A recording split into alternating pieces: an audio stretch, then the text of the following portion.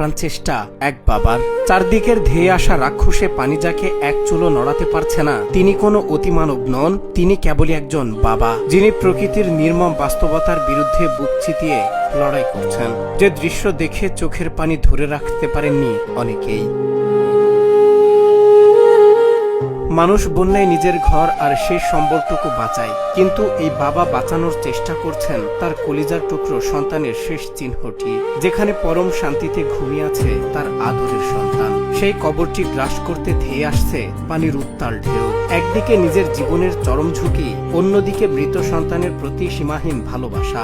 এই দুয়ের মাঝে দাঁড়িয়ে এক বাবার একাকী লড়াই আজ স্তব্ধ করে দিয়েছে সবাইকে।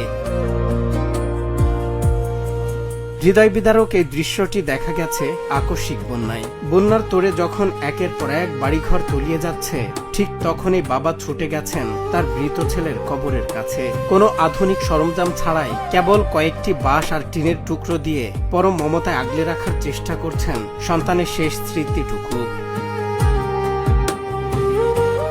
নিরাপদ আশ্রয়ের খোঁজে ছুটতে থাকা মানুষগুলো বাবার এই মরিয়া চেষ্টা দেখে চোখের পানি ধরে রাখতে পারেননি। স্থানীয়রা বলছেন, সন্তানের প্রতি বাবার ভালোবাসা যে কতখানি নিঃস্বার্থ হতে পারে এই দৃশ্য তার এক জীবন্ত উদাহরণ। সামাজিক যোগাযোগ মাধ্যমে এই ভিডিওটি ভাইরাল হতেই শেয়ার করে কোটি মানুষ আজ এই বাবার ভালোবাসাকে ধন্যবাদ জানাচ্ছেন।